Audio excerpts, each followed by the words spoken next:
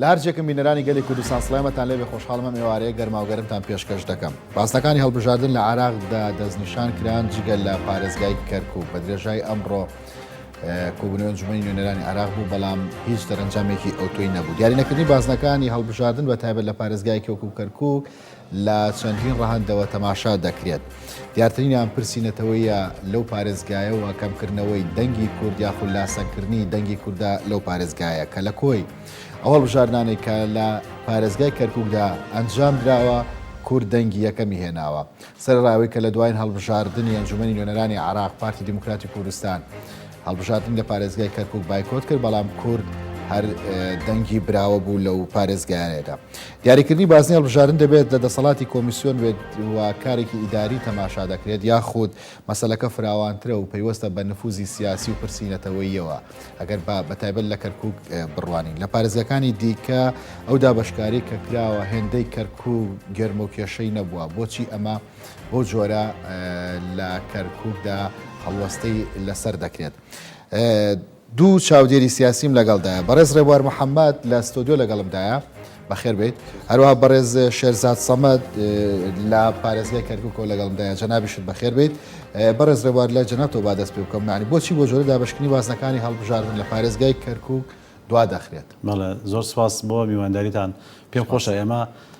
بگەڕێنە بۆ سەرەتای ئەوەی کە بۆچی هەڵبژاردنێکی پێشوەخت یاک و سیسنایە ماڵێن لە کاتی خۆیان نیە ئەم هەڵبژاردنە هۆکارەکانی پشتەوەی کێ لە پشتی ئەمەوەیە بۆچی وایە بۆ ساڵی پار نەکرا. لە ڕاستیدا ئێمە ئەوە دەبێ هەمومان ئەو بزانین کە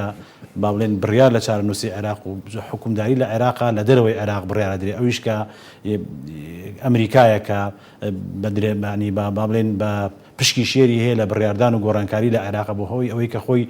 عێراقی لە ساڵی 2023 کە خۆی دەلەداگیر کردووە و حکومی تیا گۆڕێ بۆیە لە ساڵی پارکە بڵێن ساڵی 2019 کۆمەڵی گۆڕانکاری گەورە لە مێژووی عێراق هاتەکایەوە بەهۆی ئەوەی کە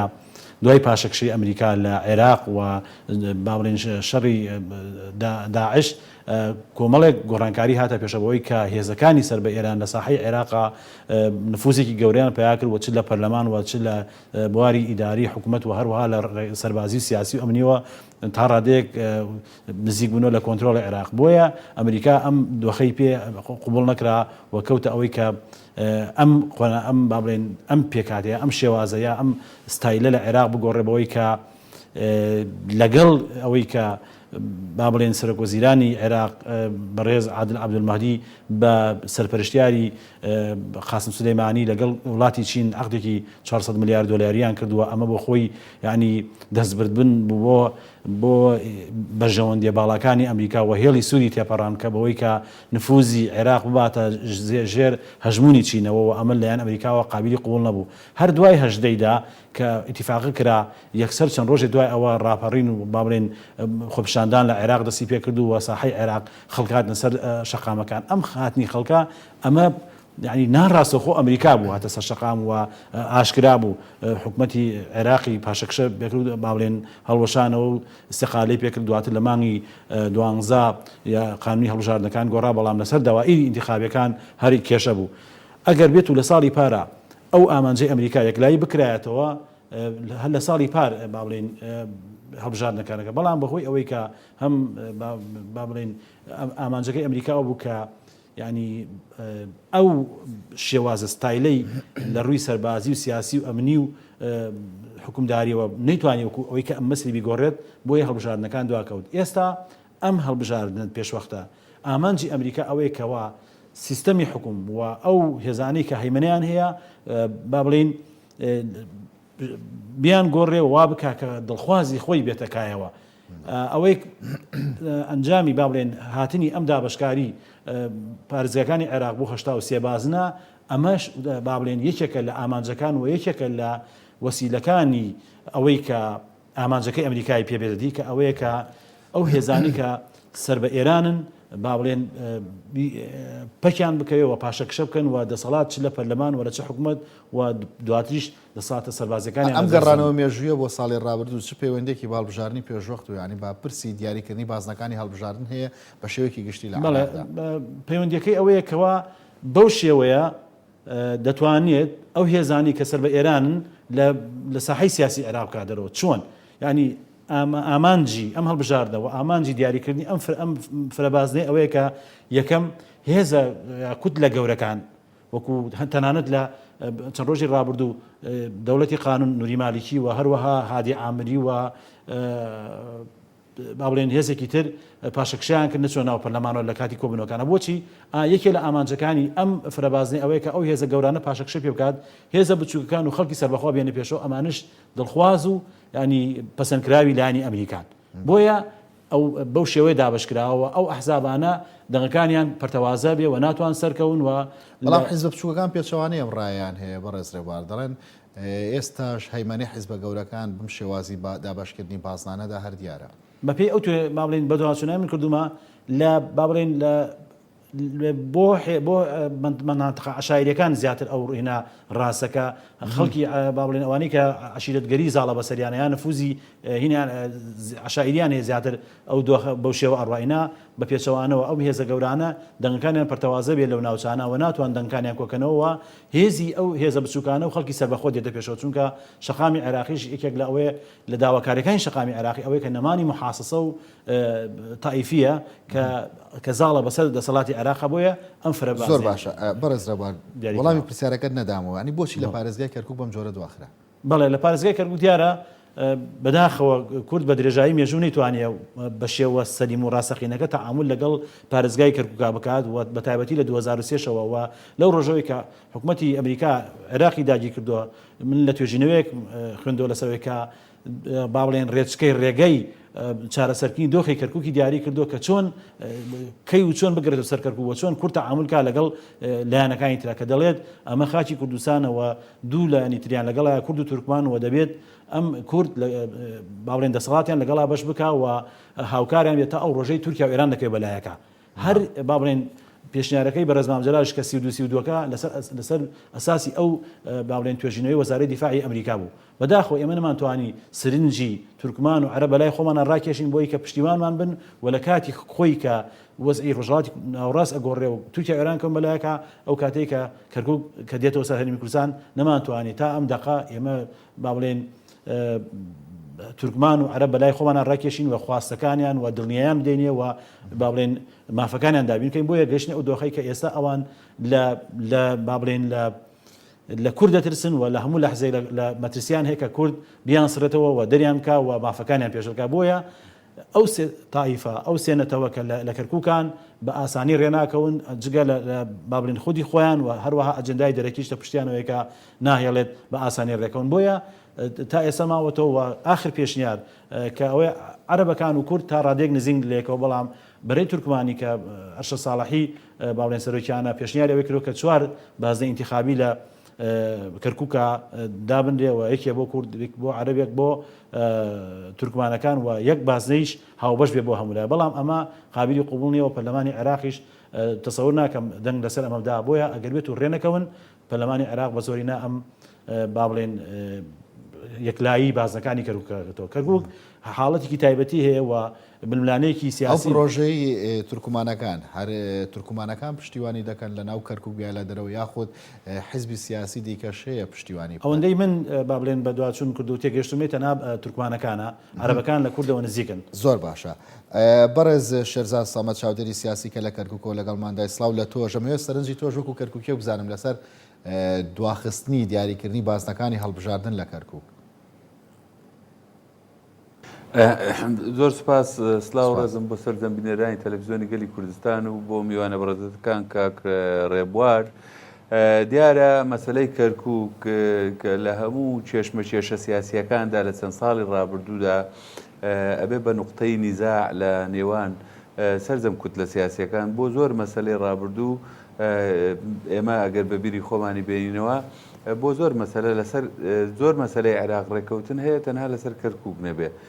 هەر بۆ بەبیرهێنانەوەی ئێوە و بۆ سەرجەم بینەرانی گەلی کوردستان لە کاتی داخڵبوونی هێزەکانی ئەمریکا و ڕزگارکردنی عێراق بۆوانە دیارە نوقتەی کێشە لەسەر کەرکووک دەستی پێکرد لەو ڕۆژەوە کە هێزە کوردستانیەکان بە قیادەی جەنابی مامجەلال و بە قیادەی ئەو سەردەمەی هێزە سیاسیەکانی کورد کە ناوچک و ئەساسی معارزەی عێراقی بوون لە داخلبوون و ڕزگارکردنی کەرکووک و لە پێکێنانی بڵێن مؤتەمەری وەتانی عێراقی بە گشتی و بەرەیەکی وا بە شێوەیە کە بتوانێت بۆ ڕزگارکردنی عێراق هەوڵ بدات و قەناعەتی بە هاوپەیمانان و ئەمریکا ئەوانە کرد کە پێویستە سەدام بڕوخێنرێ بەڵام لە هەمان کاتە هێزە کوردەکان هەر دوای دووسێ ڕۆژ داخلبوون بە تایبەت هێزەکانی یەشێتی کە باڵا دەست بوون لە هەم لە سنوورە جوگرافیەکە و لە پشتەوەی کەرکووک هێزە کوردیەکان دوور خرانەوە لەمە ئەمە نوقتەی نیزاع لێرەوە دەستی پێکردووە نوقتەی نیزاعی پێشتریش ئەگەر بێنەوە بۆ شۆڕشەکانی پێشوو ئێمە هەمیشە نوقتەی نیزاعمە لەسەر کەرکووکە بۆ دیارە ئەمە نوقتەی نیزاعە ئەبێ ئەمە لێکدانەوەی ورد و وردبینانەمان بۆی هەبێ ئەمە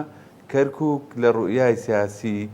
بە پێی دەستێوەردانی ئەقلیمی بە پێی سیاسەتی ئەمڕۆی ئەمریکا و زلهێزەکان نایەنەوە کەرکووک بەلایەکدا بخەن لە واقعی حاڵدا کەرکووک نیوە زیاتری کووردە نیوە شتێک زیاتر نەک بڵێن ڕەها شتێک زیاتری کووردە لە هەموو هەڵبژاردنەکانە لە ساڵی 1920 ئەوانەوە تا ئەمڕۆکە هەمیشە نیوەی نوێنەرەکانی ئەم پەرلەمانی عێراقیە هەر کورد بووە و بە دڵنیایی شەواڵێن ئەگەر هەڵبژاردننی ئایندەش بکرێ هەر کورد سەنگ و پێگەی خۆیە پارێزێ ئەمە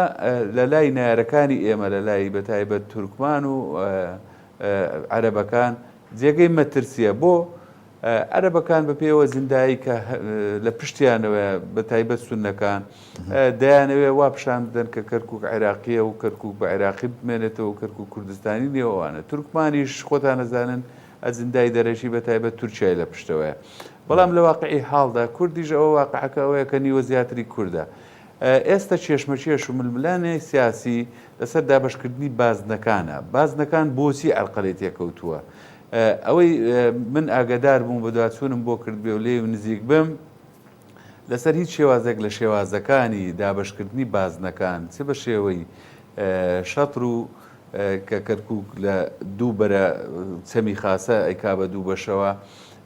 چ لەسەر شێوازی شەتر چ لەسەر شێوازی عەمودی دابشکردن لەسەر هیچ لە کام لەم پێشنیارانە بە تایبەت تورکمانەکان نزیک نین لە هەردوو لایەنی عەرەبی و کوردی لایەنی عەرەبی بەهۆی ئەوەی کەوە دەنگەکانیان کەوتۆتە زاویەیەکەوە کە ئەڵێ حەویجە و عەباسی و ڕیاض و زاب و ئەوانە ئەوان بۆ خۆیان زیاتر نزیکەی 150,000 دەنجێک نزیکەی 130,000 دەنجێکیان لەو ناوچەیە لە هەموو هەڵبژاردنەکانە کۆنتڕۆڵ کردووە بە حوکمی واقعی ئەو شوێنە و لە هەمان کاتە ئەمێنێتەوە چێشمە چێشەکان لە ناو شاری کەرکووک ئێستا ئەگەر ئێمە من حەزەکەم هەنێ داتا و ئامارتان پێشکەش بکەم بۆی بەوردی بتوانین ئێمە تێبگەن لە دۆخی دابشکردنی بازنەکان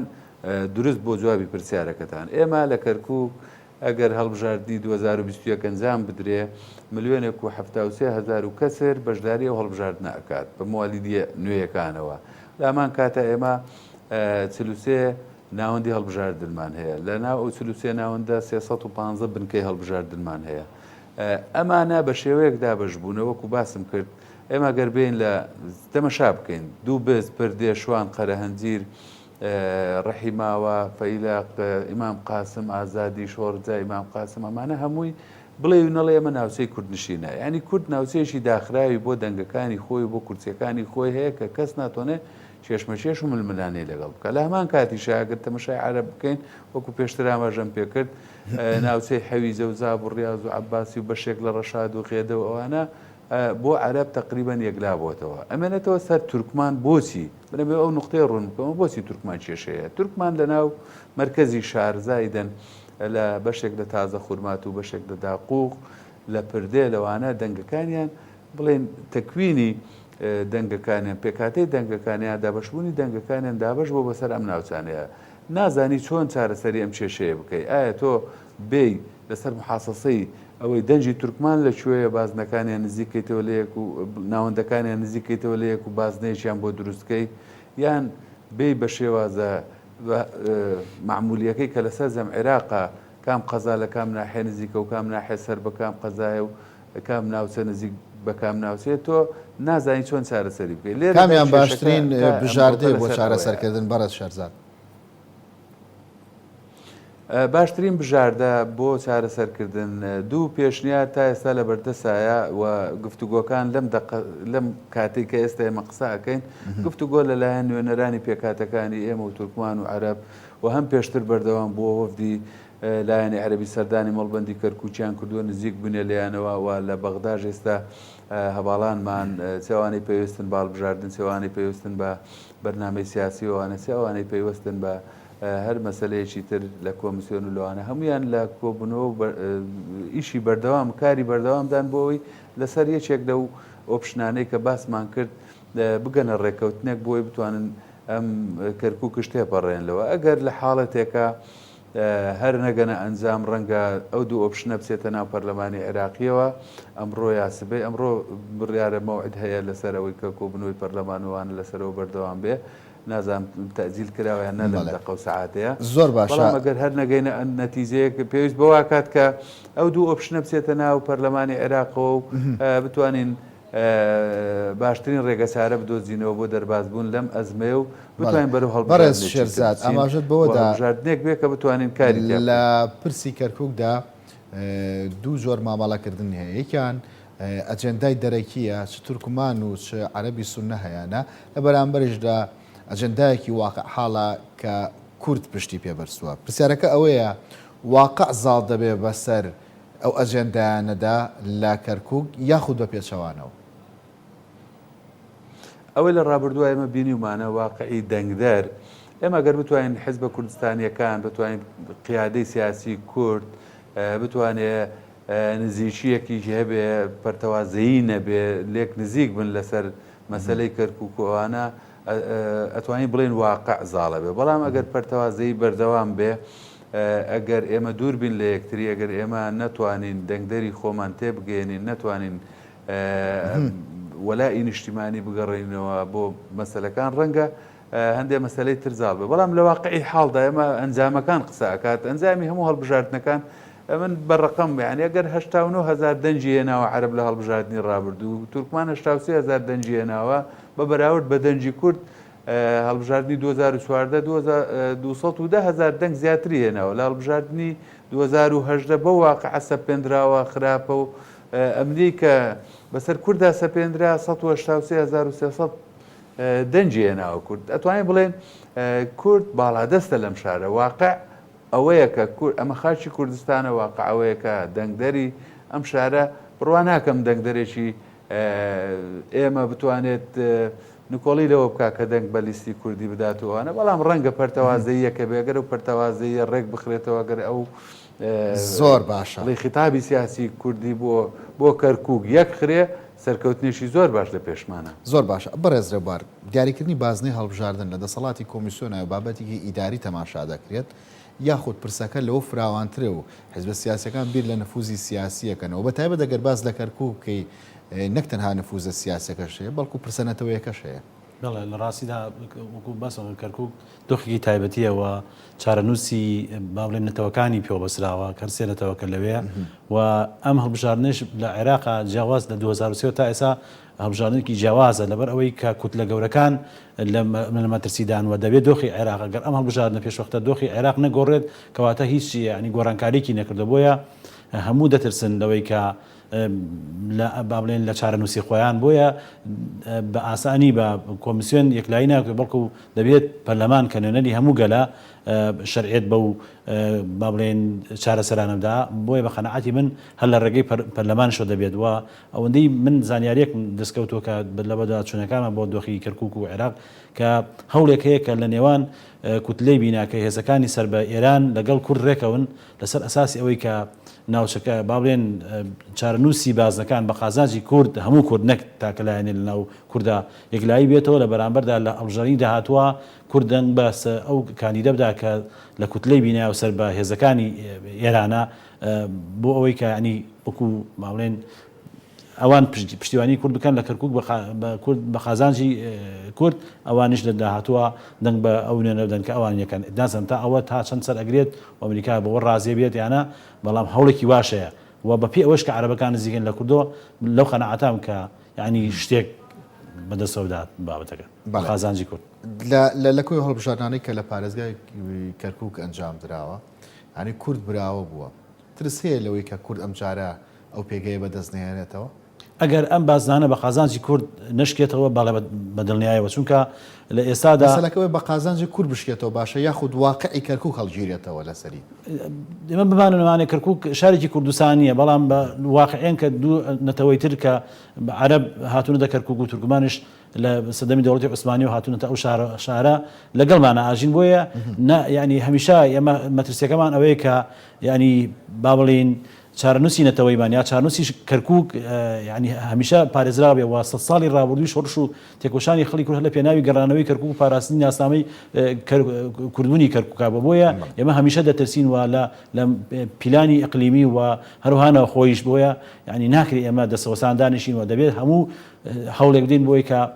چارنووسی کەرکووک هەمیشە بەلای کوردستانە بشکێتەوە ئەنی کەواتە ئەم جارە ترسێکە کورد کەرکووک لەدەست بەدڵنیا ئەگەر باسەکان بە خازانجی کورد نشکێتەوە بەڵێت مەترسیە چونکە دیوی پێشەوانەی ئەمە چی ینی بۆ منە کورد دەبێت چی بکات بە قەنەعەتی من کورد دەبێت ینی زۆرینەی ئەنجومەنی نوێنەران ڕازی بکات بۆی کە بازنەکان بەدڵی ئەو بێت بەتاکید ئەوە یەکێک لە خاڵەکان چونکە خاڵێکی با بڵێن نقطە زعفی ئەم هەڵبژاردنە ئەوەیە کە هەر با بڵێن 100,000 کەس نوێنەرێکی بێەوە ئەو قەزاوناحیانەی کە لە 100,000 کەمترن دەبێت بچنە پاڵ قەزایەکی تر لێرەدا ئەو شوێنانەی کە هی کووردە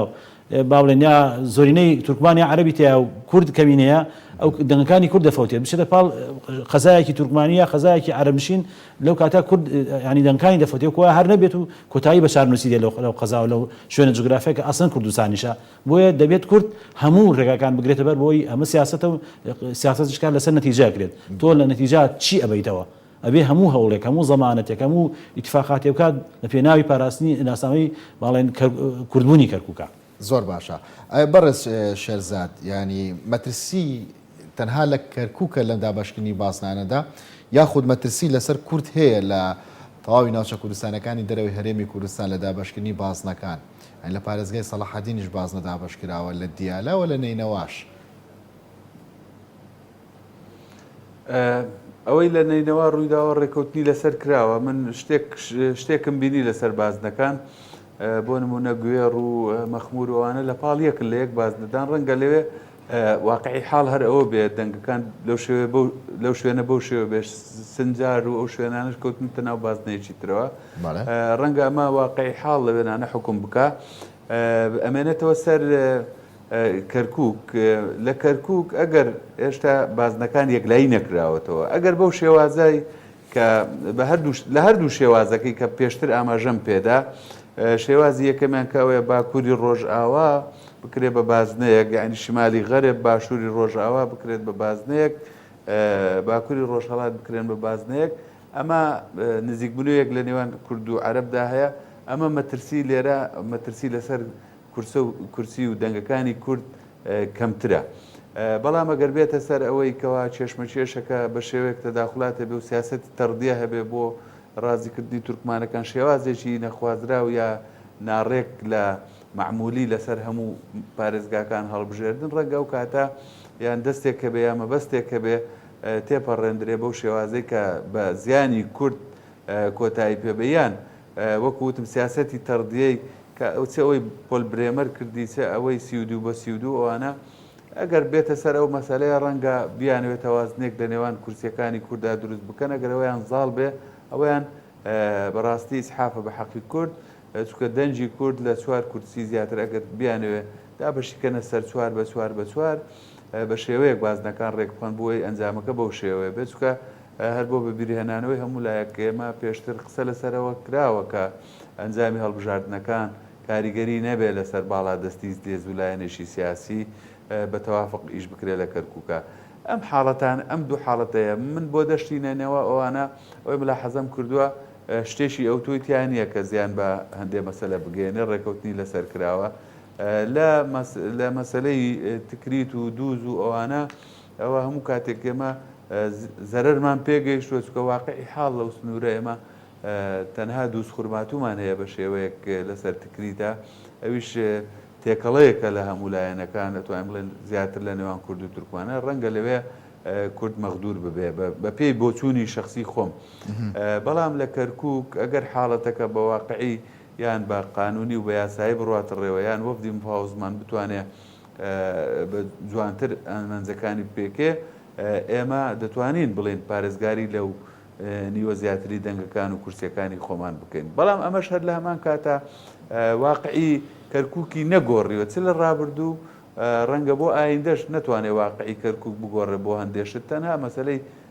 ئەنجومەنی پارێزگا و یا و دەسەڵاتانە ئەتوانێت واقعی حاڵی کەرکووک بگۆڕێ بۆ ئێمە زۆر لەسەر ئەوە خەونەکانمان هەڵ نەچینین ئەگەر ئێمە لە ئێستادا شەش ئەندامی پەرلەمانمان هەیە نیوەی کورسەکانی کەرکووک لە دەستی کووردا بەڵام لە هەمان کاتا لە ئیدارەدانی شارەکە تەجاوزات هەیە لەسەر حەقی کورد تەجاوزات هەیە لەسەر پێگە و دەنجی کورد بەو شێوەیە کە ئێستا ئێمە لە واقعی حاڵە نیوەی پێکاتەی کەرکووک پێکدێنی بەڵام لە دەسەڵاتە ڕۆژ بە ڕۆژ لە پاشە کشێداین بەهۆی ئەحداسەکانی ڕیفراندۆم و 16 ئۆکتۆبر و ئەوانەوە تەوافقات نییە لەسەر دابشکردنی پۆستەکان و کورد پێگەی خۆی لە دەست داوە لە ناو دەسەڵاتی ئیدارەدانی کەرکووکە ئەمە بەهۆی هەڵوەشتە پێشتر هەڵوێستەکانی ئەنجومەنی پارێزگا و برادرانی پارتی دیموکراتی کوردستان و چێ بەهۆی ئەوەی کەوا ئێمە نەمانتوانەوە تەوافقاتێک لەسەرەوە بتوانین کە پارێزگارێکی یاسایی بۆ کەرکووک دەستەبەر بکەین وە ڕەنگە بۆ ئایندەش ئێمە نەتوانین بەو شێوەیە تەنها بەدەستێنانی نیوە کورسیەکانی کەرکووک ڕەنگە زۆر نەتوانێت کار لەسەر ئایندە و حەسمی مەوزوعانەتەوەیەکان و خواستی کورد و استحقاقی کورد لەم شارە بکە تەنها ئێمە دەبێت چاوەڕێوە بکەین بتوانین بزانین ڕێکارە یاسایەکان چیە دەسەڵاتی ئەو پەرلەمانەی دادێت چیە چکە بەڕاستی هەم هەڵبژاردننی پێشوەختە لە عێراقدا کە بڕیاری لێدراوە لەسەر خواستی شەقام و خۆپیشاندەران بووە کە خۆمان بینیمان خۆپیشاندەران نهجێکی تایفی بەسەریاندا زاڵە لە غیابی مەسەلەی کورد لە نهجی زۆر باشە غیابی هەیە و دژایەتی شەکلێ لە هەمان کاتە بەڕێز ڕێبوار ینی پرسی کورد لەم هەڵبژاردنەداوە بەتایبەت لە ناوچە کوردستانەکانی دەرەوەی هەرێم پرسێکە گەورەترە لەو پرسێکە عێراقیەکان چاوەڕێی دەرئەنجامی هەڵبژاردنەکان پرسیارەکە ئەوەیە ئەنقەستیەک هەیە بۆی کە پرسی کورد لە عێراقدا بچووک بکرێتەوە بەتایبەت لە ناوچە کوردستانەکانی دەرەوەی هەرێم لە ڕاستیدا ئەوەندەی من بڵێن بە دوواداچوونم کردو و پێگەیشتم ئەو خۆپیشاندانەی کە لە عێراق دەکرێت یعنی لەناو فکری شۆڤێنێتی ئەو خۆپیشاندەران لە ئەوەیە کە لە ڕێگەی بابەتێکەوە کە من خوێنوتەوە لە ڕۆژنامەی لەندەنی عەرەبیە دەڵێت دەستوری عێراق مەلغومە یعنی ئەڵغام ڕێژە مەبەستیشیان ئەمە کووردە یعنی ئەوان داوای ئەوەیە کە نەگەر بێت و بە خواستی خۆپیشاندەرانی عێراق حکوومەتی ئایندەی عێراق تشکیل بکرێت ئەو دەستورە بە تەواوی با بڵێن تعدیل بکرێت و هەموو مەسائلی ئەوانەی کە مادەی 140 و مادەی 112 دەستور کە پەیوەندی بە نەوتوێ و هەموو ئەو مادانەی تر کە با بڵێن مافی بە کوورداوە هەموو ئەو مادانە تعدیل بکرێت و دەستورێک با بڵێن پەسەند بکرێت کە خواستی شۆڤێنێتی عەرەبیەت بۆیە کورد دەبێت هەمیشە بە چاوی مەترسیەوە و بە یعنی خۆ ئامادەکردنەوە بچێتەوە هەموو بژارنێکەوە و دەرئەنجامەکەی دە بە چاو بێت ئەم هاتنە پێشەوەی گۆڕانکاری لە عێراقا خواستێکی ئەمریکی بۆ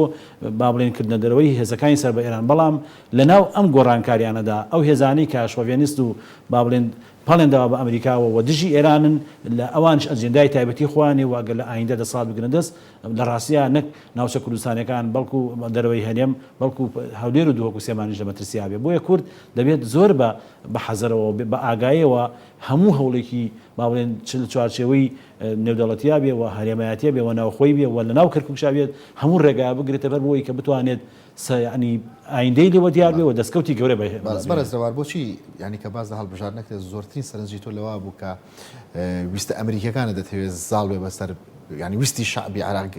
خەڵکی عراقیە گەلی عراقیدا ئەنی بۆچی دەبێت لەو ڕوانگەیەوە تەماشا بکرێت بۆچی دەبێت بریتی بێت لە دەرپەڕاندنی هێزەکانی ئێران و ویستی جێکردنەوەی ویستی ئەمریکەکان بە درێژایی مێژوو دروستبووی دەوڵەتی عێراقەوە کە عێراق دروست بۆ دروستبوونی دەوڵەتەکە لەسەر خواسی نەتەوەکانی عێراق نەبووە، نە لەسەر خواسی عەرەبەوە، نە لەسەر خواسی کورد بووە. بۆیە واقعێکی سیاسی دوای جەنگی جیهانی یەکەم و هەڵوەشانەوەی دەوڵەتی عوسمانی عێراقی دروست کردووە و تاکو ساڵی 1958 با بڵێن بریتانیەکان دەسەڵاتی تەواویان لە عێراقا بووە، امتیازی نەوتی عێراق دابشکرا بەسەر فەڕەنسا و بریتانیا و ئەمریکا بە شێوەی لە ساڵ 23.75 بۆ 4 کۆمپانیای ئەو سێ دەوڵەتە. بۆیە لە دواتریشتا لە 58 تاکو ڕوخانی سەدام دۆخی عێراق بینی کە دۆخێکی ئاڵۆزا تێدەپەڕێەوە ئەبێت ینی ئەمریکیەکان یا ڕۆژئاوا بەریتانیا و ئەمریکا بە تایبەتی عێراق بە مڵکی خۆیان دەزان و ئەو نەوتەی لە کەرکووکە کە یەکێک لە با بڵێن کێڵگە هەرە گەورەکانی جیهان و مەترسیشە بۆ تورکیا و ئێران ئەوان دەیانەوێت هەمیشە لەژێر ڕکێف و با بڵێن قەراری سیاسی خۆیان نابێ و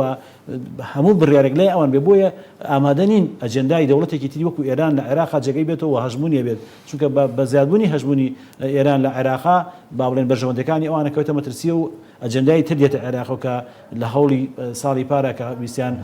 با بڵێن ئێران ویستی دەستی چینیش بێنێتە عێراقەوە بە تەواوی ئەمریکا لە عێراق بکەنە دەرەوە. عێراقیش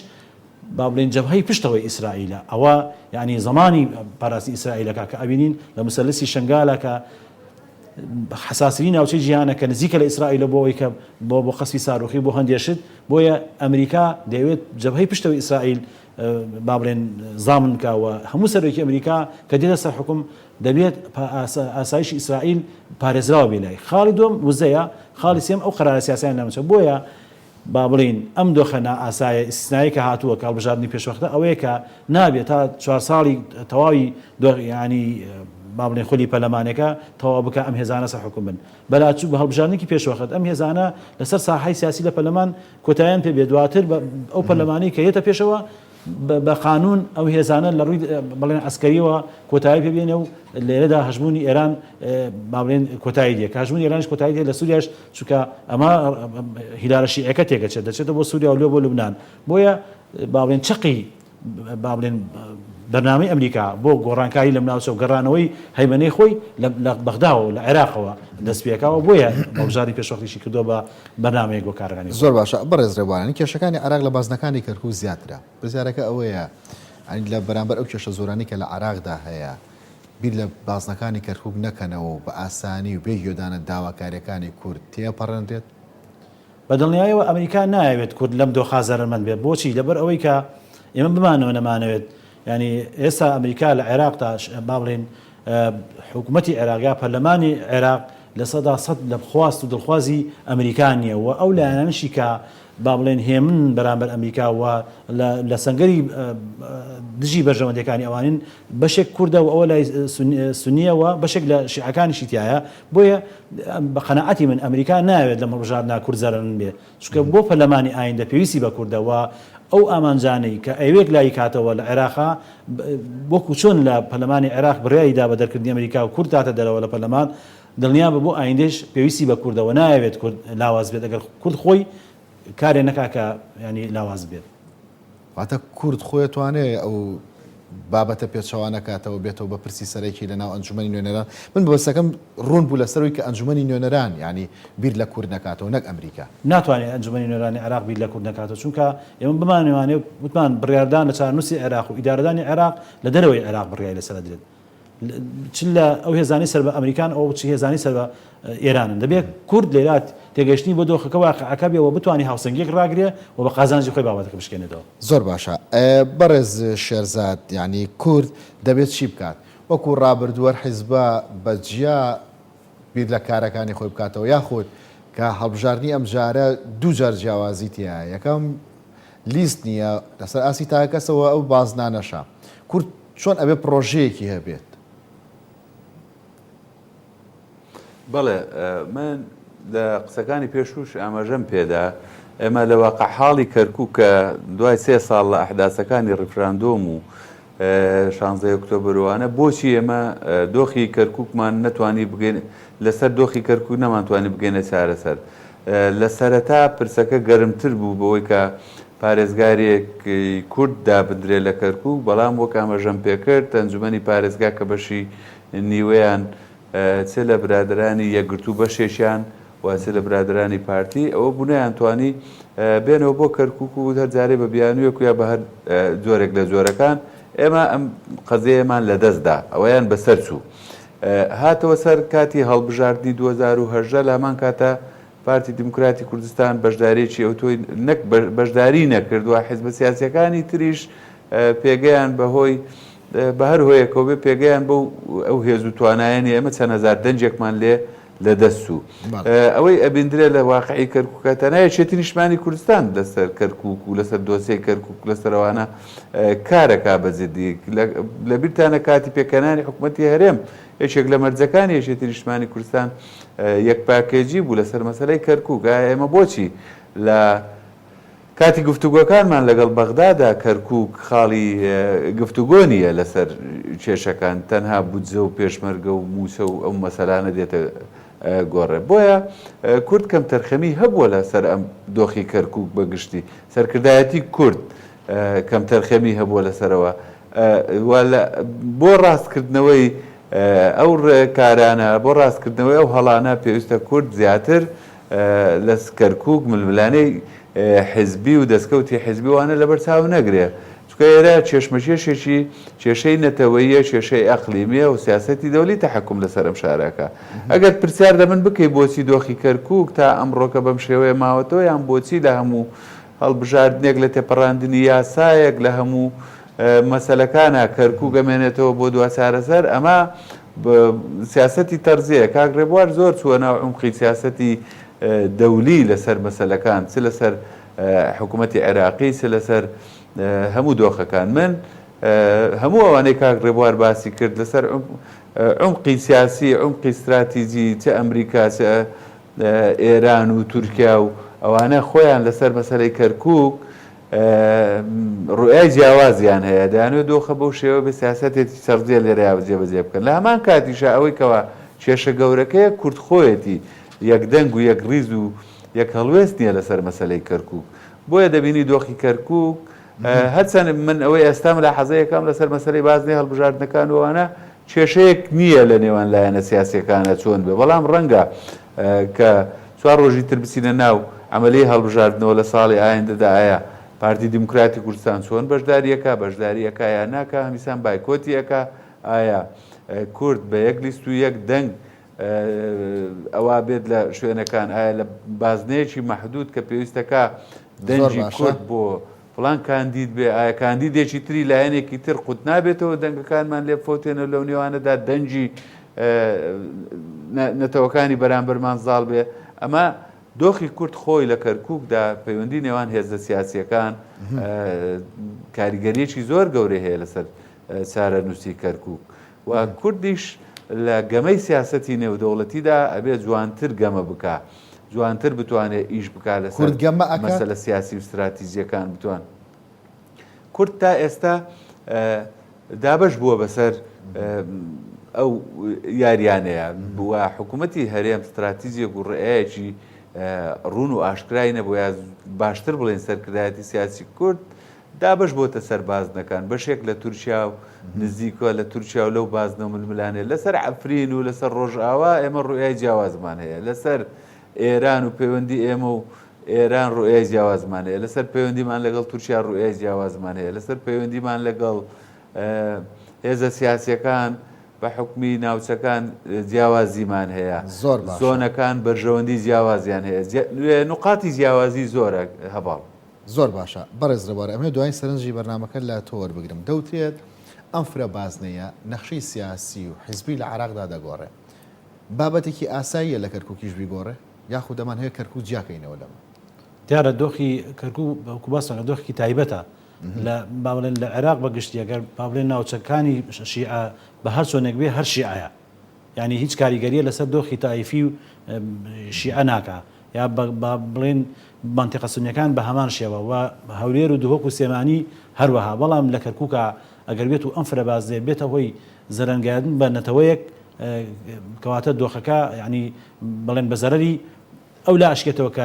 کە تیازەرمەدە، بۆیە دەبێت هاوسەنگی یا با بڵێن مافی ئەو نەتەوانی کە لە کەرکووک خۆی وەکو واقعەکە هەیە بپارێزێت نەبێتە قوربانی ئەم فرە بازنەیە. بەڵام ئامانجەکە ینی لە پرسە شیعەکەن، ینی بۆ نمونە کە ئەڵێ فرە بازنەی لە ناو ماڵی شیعەدا تەوا هاوسەنگەکانە گۆڕێ لە نێوان هێزە سیاسەکانە لە هەرێمی کوردستانیش یعنی دروستە کە ئەم فرە بازنەیە هاوسەنگەکە ئەگۆڕێ لە نێوان حیزبە سیاسەکانە مەبەستەکەی من ئەم دیوەیەتی بۆ کەرکووک مەبەستم ئەوەیە کە لە کەرکووک جیاوازە ئەگەر با بڵێن هاوسەنگی تێکچێت دۆخی عێراقیش تێکەچێت چونکە بە درێژایی مێژوو با بڵێن ئالۆزی عێراق و ململانەکان لە ناو عێراقا هەمووی لەسەر کەرکووک بۆ لە نێوان کورد و عەرەبا بۆیە دۆخی عێراق گەشتە بە ئەم دۆخی ئەمڕۆکە ئیستقرارەت بەخۆی نابینەوە گەشتە بۆ دۆخە ئابووری سەختە و بەردەوام کێشایە بۆیە چ لە ناوەڕاست چ لە باشوور و چ لە هەرێمی کوردستان بە هەر شێوەیەک بازنەکان گۆڕانکاری بکات با بڵێن لە مەسەلە گشتەکە تەسیر ناکات بەڵام لە کەرکووکە ئەگەر بێت و کاریگەری لەسەر چارەنووسی نەتەوەیە بکات دۆخەکە ئاڵۆسترەکە و با بڵێن کاریگەری بۆ سەر ئایندەی حکومە بێت لە عێراقا. بەڕێز ڕێبوار محەممەد چاودێری سیاسی سواز بۆ تۆ بەڕێز شێرزاد سەمەد چاودێری سیاسی کە لە کەرکووک لەگەڵماندا سواز بۆ تۆش ئێوەش خواتان لەگەڵ.